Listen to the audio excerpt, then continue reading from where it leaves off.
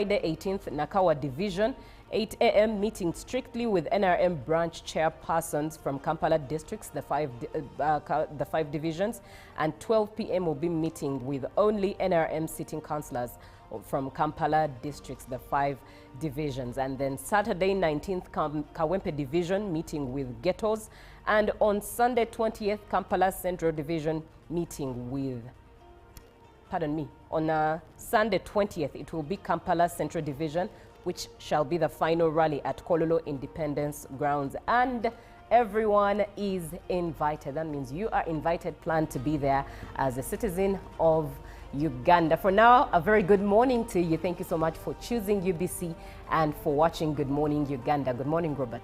A lovely morning to you, Julie, and of course our viewer. Thank you very much for waking up with us this lovely Monday. I'm saying lovely, I'm not very sure what the weather is likely to be, but of course don't forget to carry something to keep you warm in case it rains. The Pearl of Africa, gifted by nature, anytime it can choose to shower, and we've seen this happening. But talking about the president's visit, I think this is a long waited for visit in Kampala. Why am I saying so? Right. Because Kampala is unique in its way. Now, the parish is the last level of economic planning for government. But you see, when you look at some parishes in Kampala, they're equivalent to almost a district in terms of population. Yeah. Now, each parish is given 100 million shillings. Now, it is very important here that the president comes to Kampala and these are aired out properly. That Kampala is a special case. I want to tell you there are parishes in Kampala that are very densely populated. Now, when you give 100 million to that particular parish, given the population, its relevance or significance may be very, very minimal. It will be a drop in the ocean. So I believe these are some of the issues that are going to be passed on to the president when he's in Kampala meeting the various leaders, the NRM, the councillors at KCCA. It's very important that they treat Kampala in a unique manner. Also, we must understand that Kampala is a very urban center. It is the most developed urban center in Uganda. Now, also, how the PDM structure and strategy has been in the other areas must be very different from Kampala. For example, Kampala people may carry out urban farming. They find that maybe a goat, poultry, some of those things may not be that very easy to carry out in Kampala. So how do we come up with something tailor-made for Kampala, but still within the context of the parish development model? I'm eager to see these concerns raised to the president, and of course also the funds for Kampala being increased so that there is more penetration of wealth creation, because the parish development model is made to ensure that we have a percentage of Ugandans that are not in the money economy, to see that they are brought into the money economy. And in Kampala, indeed, those people are there. Very insightful thought there, Robert. I must say it's indeed insightful and one that encourages us to look into. But what is on the local scene today? Well, on the local scene this morning, let's begin with that is the president ending his tour in Wakiso. Now, President Yoweri Museveni concluded Wakiso District Wealth Creation Tour. That is yesterday. The visit, which kicked off on Monday, 7th July, ended with a mega public rally at the Western Gate parking at Mandela National Stadium. Museveni spent 5 days in Wakiso District on a trip which saw him commission and inspect government wealth creation projects. Addressing the general public, President Museveni re-emphasized supplement development with wealth creation. When it comes to politics, Museveni blamed Wakiso District voters for making a wrong choice, and choices always. Bad leadership is the beginning point of poor service delivery. To the NRM Youth Wing, Museveni applauded them for outshining National Unity Platform Party. He therefore promised to enhance wealth creation budget for urban centers. Reacting to other concerns as raised by Wakiso District, Museveni promised to forge a way forward. His last call was to whip out opposition from their area, a move which Museveni said is equivalent to rebellion. President Museveni will now turn the attention to Kampala city starting today. The first Deputy Prime Minister, Rebecca Kadaga, has reiterated government's commitment to transforming young farmers through skills development. She was reacting to an appeal by President Museveni to Uganda National Farmers Federation, Dr. Dick Kamuganga, who is turning ginger into a very economic and developed area. This was on the ground to skill regional centers of excellence in each area. She was closing the 6-day science show at Jinja. Kadaga also was against the alleged land grabbing around the show grounds. People don't feel. Imagine that land. There is excitement among Ugandans about the discovery of the new HIV injectable drug by scientists, a global biopharmaceutical company based in the US. According to Uganda AIDS Commission, this HIV prevention tool will boost the fight against HIV/AIDS and probably end AIDS by 2030 as a public health threat. The injection is 100% effective among HIV-negative people and prevents them from contracting HIV/AIDS. The HIV/AIDS prevention injection is given twice a year or every 6 months as pre-exposure, but in some developed countries it's also used as treatment for people living with HIV/AIDS. Dr. Flavia Matovu, the director of research at Makerere University, John Hopkins University Research Collaboration, said the drug comes in handy. The Uganda population-based impact assessment shows an estimated 730 HIV new infections every week. HIV testing and treatment centers like AHF Uganda Cares are optimistic that this injection will reduce the current HIV/AIDS prevalence. There are mixed reactions among some Ugandans on the new HIV prevention injection drug even before it's rolled out in the country. The Uganda AIDS Commission head HIV prevention, Dr. Dan Byamukama, said the government is in talks with the manufacturer of the drug and donors to enable many Ugandans to access the injection. At least over 1.4 million Ugandans are living with HIV/AIDS.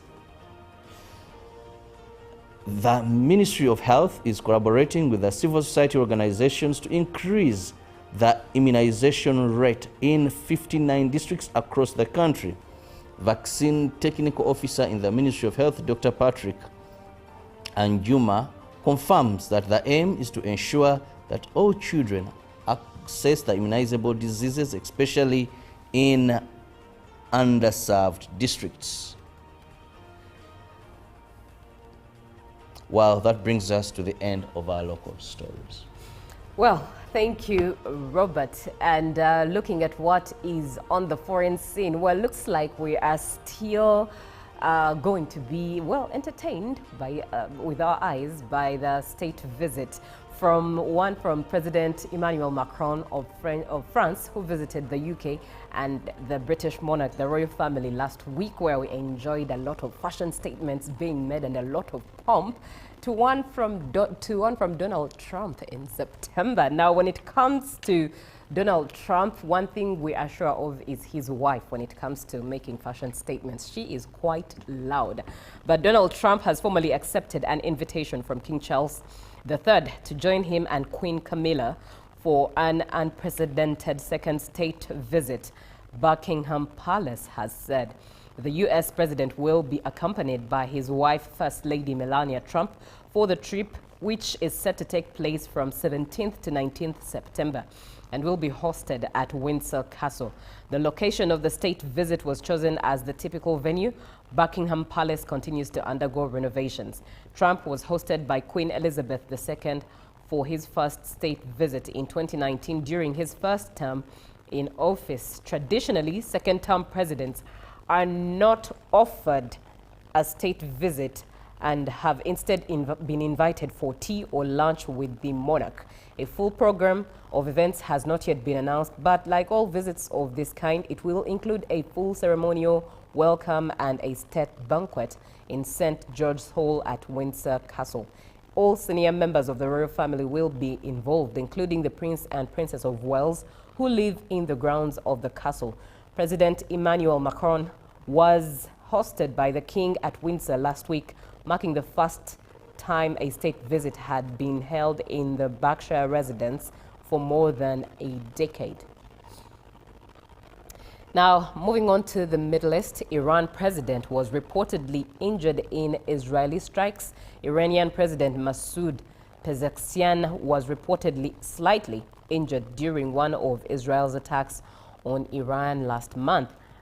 Iran's state Fars news agency close to the Revolutionary Guard says that on 16th June, 6 bombs targeted both access and entry points of a secret underground facility in Tehran, where Pezeshkian was attending an emergency meeting of the Supreme National Security Council.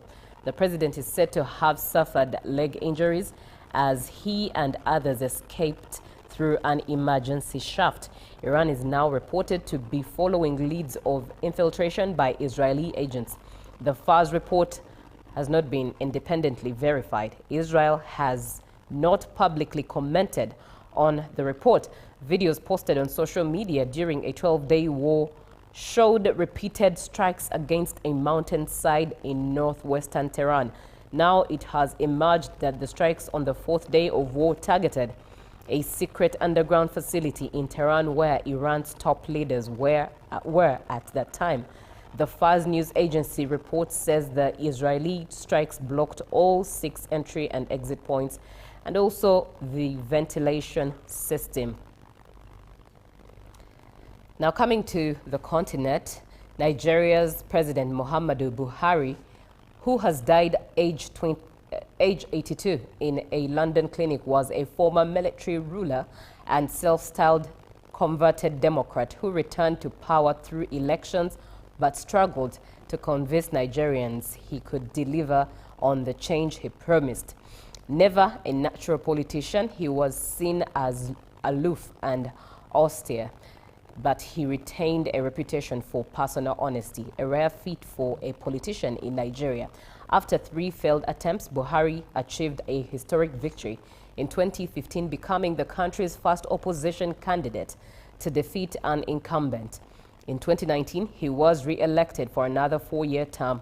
Buhari had always been popular among the poor of the north, known as the Talakawa in the Hausa language. But for the 2015 campaign, he had the advantage of a united opposition grouping behind him.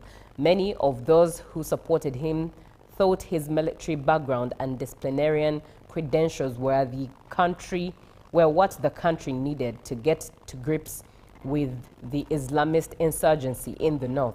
Buhari also promised to tackle corruption and nepotism in government and create employment opportunities for young Nigerians. But his time in office coincided with a slump in global oil prices and the country's worst economic crisis in decades. Well, that's all we have on the foreign scene. Robert, take us through what's in the dailies today. The dailies today are very interesting, I must say. Not to say that other days they aren't. But let's begin with the New Vision. Now, in the New Vision, Kawesi shooting, FBI report goes missing. Wow. Now here there is details of strange fingerprints lifted from deceased's car emerge. Now it seems these people are not resting. They are back to haunt those that killed them. After many years, about 10 years, Joan Kakezi. Right. Now again, Andrew Felix Kawesi. Moving on, Museveni concludes Wachiso PDM tour with massive rally. Indeed, it was a massive rally. The New Vision gives you a picture there. You can see thousands, hundreds, millions that turned up. Now, still looking at the education, government receives Bunyoro University land title. And we have President orders sacking of 152 CAA staff. I hope that is Civil Aviation Authority. I have it right.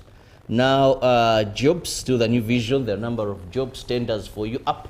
You never know, you could be one of the people who can win this and get good money. Now, over to the Daily Monitor this morning. Digital plates, Ugandans behind Russian company. I saw this coming. Now, still moving on in the Daily Monitor, Dolo's stubbornness has propelled judiciary to great heights, says President Museveni. And why Museveni ordered firing of the 150 Uganda Civil Aviation Authority staff. And are Ugandan councillors qualified enough to treat you? That is a question. How many go to them? Now also how here we see President Museveni, a picture there, and then there is Joint Stock Global Security Limited, the Russian company, awarded the digital survey number plates. Deal is also registered to 4 Ugandan directors.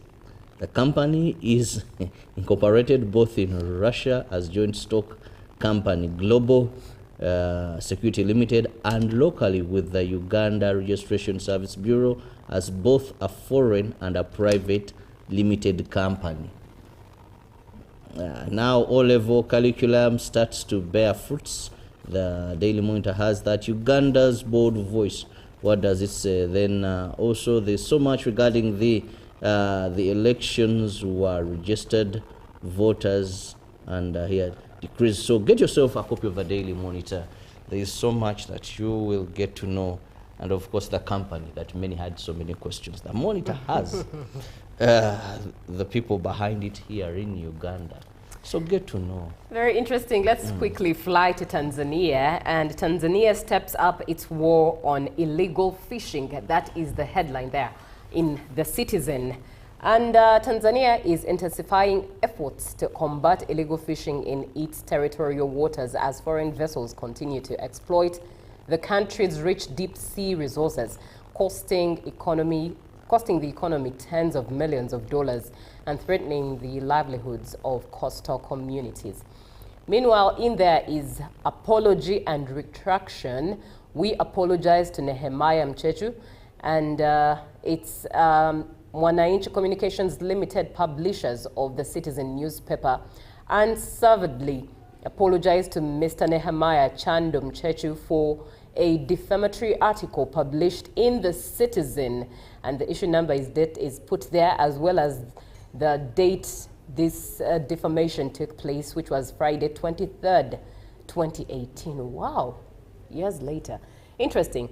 Anyways, still in the Citizen, Nazi Bay fuels 160 PC surge in gas revenue, and CCM enters crucial week in vetting aspirants. Now, heading to Kenya in the Daily Nation, Lagat off the hook. Probe police boss also fighting petition in court to save his job. Now, controversy. Deputy Inspector General Eliud Lagat is today expected to resume office after investigations cleared him of any wrongdoing over the death of teacher blogger Albert Ojwang in police custody. The police chief was forced to step aside following public pressure and youth-led protests. I hope him going back to office doesn't cause another swarm of chaos in Kenya. But Raila and Gachagua, the unlikely kingmakers, they have strong bases but may not run in 2027. And Nachada's new drinking rules, Kenya set to raise drinking age from 18 to 21. Interesting. How practical is that? Oh well. Oh well. I guess let the rule first be passed. Let the law first be passed. And how practical. And we get to see how practical because it is. 18 and 21, you can hardly differentiate in some people. Oh, well, sometimes 18 you're still in school, so I think it's better. But that brings us to the end of what we have in the dailies today. And on that note, let's have a short break with some music. Love Season is the name of the song by T-Paul and Jamal Waswa. Good morning. Live from UBC Studios in Kampala, this is Good Morning Uganda. Live from UBC Studios in Kampala, this is Good Morning Uganda.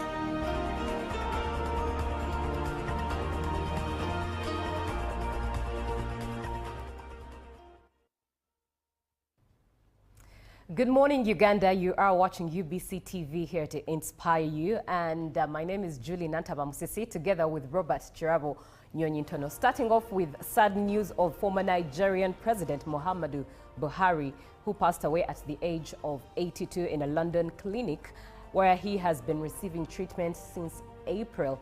Buhari made history in 2015 by becoming the first opposition candidate to defeat an incumbent. More of that story obviously will be coming your way as it evolves, but for now, may his soul rest in peace. But in other news, this week starts off in a good way, and I would say in a promising way, as the president of Uganda plans to tour Kampala. So that means that you have to plan your journey accordingly. But the roadmap has been released, and it is as follows. On Monday 14th, which is today, Rubaga Division tour of meeting, the Rubaga Division tour will kick off and a meeting will take place at Busega Market. And on Tuesday 15th, which is tomorrow, it will be Machindia Division road inspection and meeting at Salama Road. Then on Wednesday, it will be a resting day. And Thursday 17th will be a resting day as well, but polling day for MP flag bearers. And then Friday 18th, Nakawa Division, 8 a.m. meeting strictly with NRM branch chairpersons from Kampala districts, the five divisions, and 12 p.m. will be meeting with only NRM sitting councillors from Kampala districts, the 5 divisions. And then Saturday 19th, Kawempe division meeting with ghettos, and on Sunday 20th, Kampala Central division meeting with, pardon me, on Sunday 20th, it will be Kampala Central division, which shall be the final rally at Kololo Independence Grounds. And everyone is invited. That means you are invited, plan to be there as a citizen of Uganda. For now, a very good morning to you. Thank you so much for choosing UBC and for watching Good Morning Uganda. Good morning, Robert. A lovely morning to you, Julie, and of course our viewer. Thank you very much for waking up with us this lovely Monday. I'm saying lovely, I'm not very sure what the weather is likely to be, but of course don't forget to carry something to keep you warm in case it rains. The Pearl of Africa, gifted by nature, anytime it can choose to shower, and we've seen this happening. But talking about the president's visit, I think this is a long-waited for visit in Kampala. Why am I saying so? Right. Because Kampala is unique in its way. Now, the parish is the last level of economic planning for government. But you see, when you look at some parishes in Kampala, they're equivalent to almost a district in terms of population. Yeah. Now, each parish is given 100 million shillings. Now, it is very important here that the president comes to Kampala and these are aired out properly. That Kampala is a special case. I want to tell you there are parishes in Kampala that are very dense. Pick of the day on UBC.